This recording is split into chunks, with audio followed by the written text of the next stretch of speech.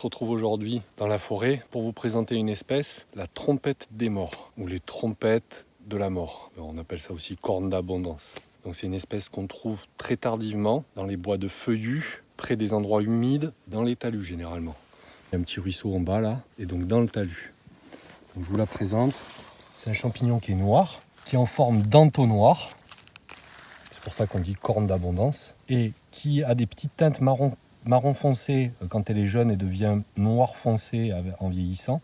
Alors la base du pied généralement est plus noire parce que c'est l'humidité qui fait ça, et le pied qui est un peu plus gris, et pareil il devient noir en vieillissant, et par contre il est lisse. Je vous montre dans une autre vidéo la différence entre la trompette de la mort et la chanterelle cendrée. La chanterelle cendrée, elle a des plis. Ici on a un pied lisse, donc c'est la trompette de la mort. C'est un très bon champignon, un très bon comestible que personnellement j'affectionne dans les pâtés, dans les terrines, dans un plat, par exemple un gratin dauphinois. C'est un très bon accompagnant et qu'on peut aussi sécher. Il se sèche très bien et se conserve très bien séché. Là je vous fais voir, et généralement elles sont par tapis. Et là il y en a 5-6, 2 de plus. Là on s'en retrouve encore avec des toutes fraîches là dans la mousse.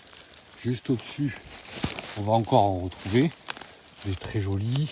Encore là, encore au-dessus là et là. Souvent dans des petits goulots comme ça, dans les pentes. Et alors, un très bon indicateur aussi, c'est ces herbes grasses et longues. Elles aiment bien se mettre dedans, vous voyez, elles sont là. La trompette de la mort, un très beau et très bon champignon.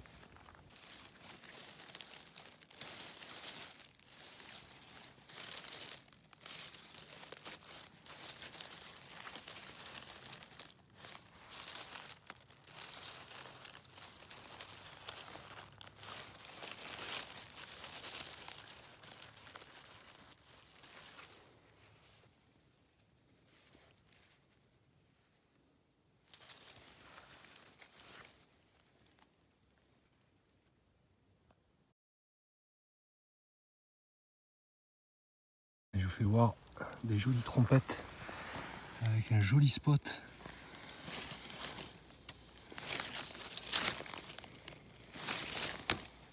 On a un peu partout et elles sont magnifiques.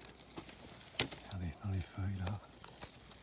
Là, il y en a encore plein dans les feuilles là-bas. Il va falloir faire doucement. Regardez. Parfaite. La trompette dans toute sa splendeur. On voit vraiment bien le chapeau lisse et la forme d'entonnoir.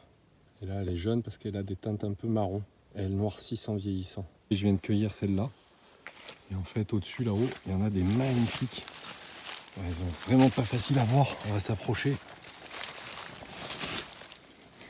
J'ai peur d'en écraser, mais je pense pas. Voilà. Regardez là, dans les herbes, dans les feuilles. Et il y en a vraiment des jolies, avec des pieds superbes. Regardez, il y en a partout. Là. Là, on va se régaler.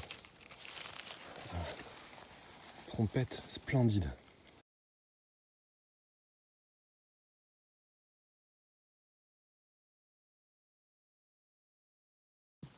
Donc on va vous faire voir l'habitat de la trompette de la mort. On le voit au sol, c'est essentiellement du feuillu. Donc là on a des feuilles de hêtre et des feuilles de chêne. Il peut y avoir quelques châtaigniers aussi, mais généralement la trompette elle est inféodée au feuillu. Et alors il faut vraiment faire très attention où on marche et vraiment faire tout doucement, parce qu'avec les feuilles elles sont vraiment pas faciles à voir, alors que c'est déjà des très jolis spécimens qui ont déjà une belle taille. Mais on les voit à peine dépasser des feuilles. Donc plutôt à côté des rigoles, à côté des points humides, généralement dans les petits tertres qui longent ou juste sur le plat au-dessus du tertre. C'est là où je trouve 90% de mes cueillettes. En plein bois, il y en a, mais c'est plus compliqué.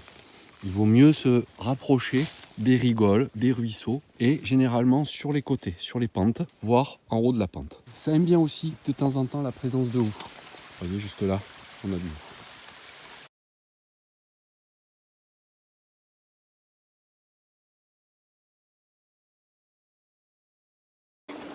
Donc si vous avez aimé cette vidéo, un petit pouce bleu, ça fait toujours plaisir. N'hésitez pas à vous abonner à la chaîne, ça encourage mon travail et à faire d'autres vidéos. Et puis n'hésitez pas à laisser un commentaire si vous avez la moindre question ou si vous avez une demande d'identification. Je vous dis à plus.